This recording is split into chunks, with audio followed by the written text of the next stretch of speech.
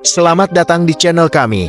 Makeda atau Ratu Sheba yang diperkirakan lahir pada 960 sebelum Masehi, adalah seorang ratu dari kerajaan Sen kuno yang kisahnya disebut dalam sejarah Habesan, Alkitab, dan Al-Quran. Sheba adalah nama kuno untuk Abisinia, sebuah kerajaan di Laut Merah yang sekarang berada di sekitar Ethiopia dan Yaman. Pada video kali ini, kita akan sedikit menelusuri tentang Ratu Sheba, yang lebih populer dipanggil Ratu Balkis atau Bilqis, yang dikenal sebagai penguasa kerajaan Saba. Disebutkan, ia mempunyai singgasana yang agung, kerajaannya luas dan rakyatnya hidup makmur. Namun mereka tidak menyembah Tuhan yang Maha Esa. Mereka disesatkan setan sehingga menyembah matahari. Ratu Sheba adalah sosok misterius yang ditemukan dalam agama ketiga Ibrahim, yaitu Yudaisme, Kristen, dan Islam. Selain kehadirannya dalam agama ketiga tersebut, Ratu Sheba memainkan peran penting dalam sejarah dan identitas masyarakat Ethiopia. Meskipun sebagian besar orang menganggap Ratu Sheba sebagai sosok legendaris, ia dianggap oleh orang Ethiopia sebagai sosok yang pernah ada dan dihormati sebagai ibu bangsa mereka. Selain itu, ia diyakini sebagai pendiri dinasti Solomon, yang memerintah Ethiopia hingga penguasa terakhirnya, Haile Selassie, yang digulingkan pada tahun 1974. Ratu Sheba disebutkan dalam Alkitab Ibrani dan Al-Quran. Dalam kedua teks agama tersebut, namanya tidak pernah disebutkan. Namun demikian, tradisi yang berbeda memberikan nama yang berbeda. Misalnya, sumber-sumber Arab menyebut Ratu Sheba sebagai Balkis atau Bilqis, sedangkan sumber Kristen, De Mulieribus Claris atau De Claris Mulieribus, yang berarti mengenai wanita terkenal, yang ditulis oleh penulis Florentin abad ke-14, Giovanni Boccaccio, mengacu pada ratu legendaris sebagai Nicaula. Sedangkan bagi orang Ethiopia, mereka menyebut Ratu Sheba sebagai Makeda. Nama ini ditemukan dalam Kebran Nagas yang berarti kemuliaan para raja, yang ditulis pada abad ke-14 dan dianggap sebagai epos nasional Ethiopia. Dalam Alkitab Ibrani, cerita tentang Ratu Sheba ditemukan dalam catatan raja-raja dan Tawarikh, meskipun kedua catatan tersebut kurang lebih mengatakan hal yang sama. Dalam kedua kisah ini, Ratu Sheba mengunjungi Salomo di Yerusalem, karena dia mendengar Salomo sehubungan dengan nama Tuhan, dan ingin membuktikannya dengan pertanyaan-pertanyaan sulit. Untuk kunjungannya ke Yerusalem, Ratu Sheba membawa serta kereta yang sangat besar, dengan unta-unta yang membawa rempah-rempah, dengan banyak sekali emas, dan batu-batu berharga. Catatan tersebut kemudian menyatakan, bahwa Ratu Sheba menanyakan kepada Salomo pertanyaan yang sulit, dan Raja Salomo mampu menjawab semuanya. Sang Ratu terpesona oleh kebijaksanaan Salomo, serta kekayaan kerajaannya. Tak perlu dikatakan lagi, kehadiran Ratu Sheba dalam Alkitab Ibrani dimaksudkan untuk menunjukkan kebijaksanaan Salomo, kekayaan kerajaannya, dan untuk memuliakan Tuhan. Pada saat yang sama, kisah tersebut memberi kita gambaran sekilas tentang kekayaan yang dimiliki oleh Ratu Sheba. Salomo juga memperlakukan ratu dengan penuh kemurahan hati selama dia tinggal di Yerusalem, dan Raja Salomo memberikan kepada Ratu Sheba semua keinginannya, apapun yang dia minta. Setelah itu, Ratu Sheba kembali ke negaranya sendiri, dan cerita ini tidak muncul kembali dalam Alkitab Ibrani. Sumber lainnya menyatakan, bahwa kedatangan Ratu Sheba ke Yerusalem diawali dengan Raja Salomo sedang mencari saudagar dari seluruh dunia, untuk membeli perlengkapan bangunan Bait Suci. Di antara saudagar itu ada seorang bernama Amrin, saudagar besar dari Ethiopia yang merupakan kerabat dari Ratu Sheba. Setelah kembali ke Ethiopia, Tamrin memberitahu Ratu tentang hal-hal indah yang telah dilihatnya di Yerusalem, dan menceriakan tentang kebijaksanaan dan kemurahan hati Raja Salomo. Karena hal tersebut, Ratu Sheba memutuskan mengunjungi Raja Salomo. Kisah Alkitab tentang Ratu Sheba dan Raja Salomo berakhir di situ, namun sumber-sumber Yahudi, Kristen, dan Islam kemudian menguraikan kisah tersebut dan menambahkan rincian pada kunjungan ratu terkenal tersebut. Dalam artikelnya, di manakah tanah Sheba, Arab atau Afrika? Yang diterbitkan dalam Biblical Archaeology Review edisi September-Oktober tahun 2016, Barkribus menyelidiki lokasi tanah Sheba dan melihat sosok Ratu Sheba, baik dalam Alkitab maupun dalam teks yang disebut Kebran Nagas. Bertanggal antara abad ke-6 hingga ke-14 Masehi, Kebran Nagas atau kemuliaan para raja, adalah teks penting bagi gereja Ortodoks Ethiopia. Ia menyebut Ratu Sheba sebagai Ratu Cantik Makeda, dan mengidentifikasi tanah Sheba terletak di Ethiopia kuno.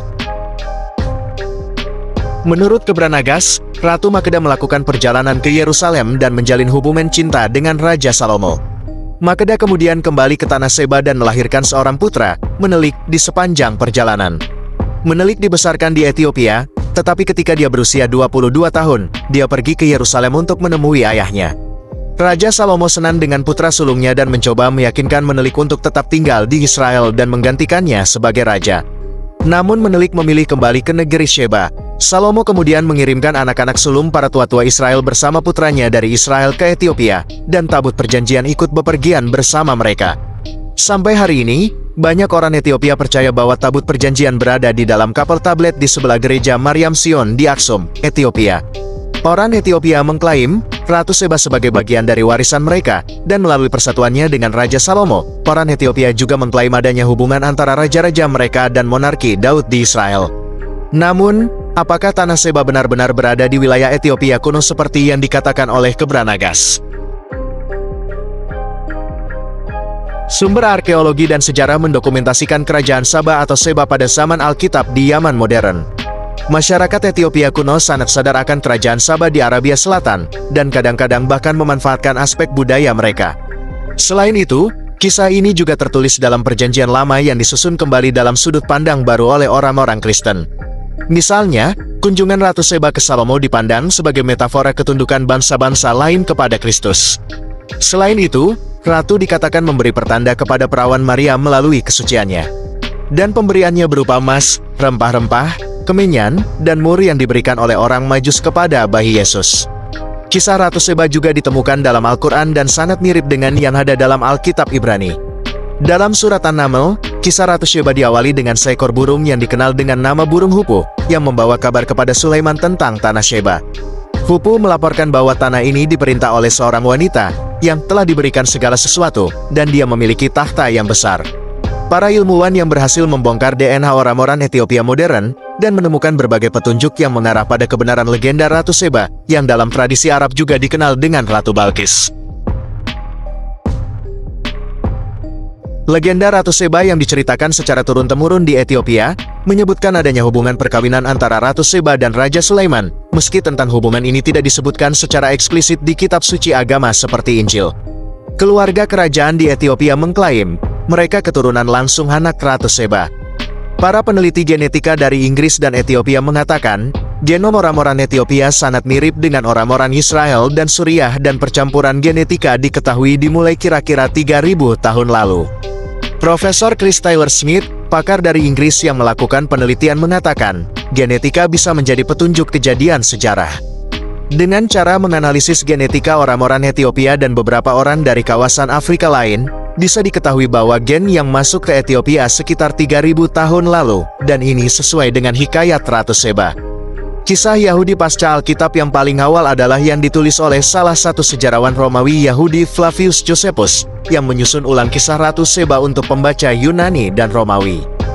Dia berbicara tentang seorang filsuf Ratu Ethiopia dan Mesir yang seperti dalam Alkitab Ibrani, melakukan perjalanan menemui Salomo untuk menguji kebijaksanaannya. Legenda Josephus tidak diangkat lebih lanjut dalam legenda Yahudi dan Islam pada abad pertengahan, namun mempunyai pengaruh besar terhadap perkembangan tradisi Kristen. Meskipun tidak selalu jelas apakah mitologi Muslim dan Yahudi adalah yang pertama, keduanya bergabung dalam percakapan yang dibangun berdasarkan masa lalu Alkitabiah yang sama. Kisah yang paling umum adalah kisah Bilqis, seorang penyembah matahari yang memerintah kerajaannya sendiri. Beberapa versi menyatakan bahwa ayahnya adalah Raja Yaman, dan ibunya adalah seorang jin, menjadikannya setengah setan. Saat dia berjalan di sepanjang istana kaca, dia memperlihatkan kakinya yang berbulu, yang menurut beberapa catatan dikaitkan dengan separuh iblisnya. Sulaiman memerintahkan agar kakinya dicukur, dan dalam versi cerita tertentu dia juga menikahinya. Kekayaan dan detail cerita bervariasi dari satu teks ke teks lainnya, namun tema yang mendasarinya menunjukkan Sulaiman sebagai nabi yang membawa penyembah matahari yang politeis ke dalam keyakinan monoteis. Sejarah Ratu Sheba masih diperdebatkan oleh para sejarawan, dan sejauh ini tidak ada indikasi keberadaannya yang ditemukan. Namun, referensi yang jelas mengenai perdagangan internasional dalam kisah Alkitab, menunjukkan adanya kerangka sejarah yang telah menghasilkan beberapa bukti.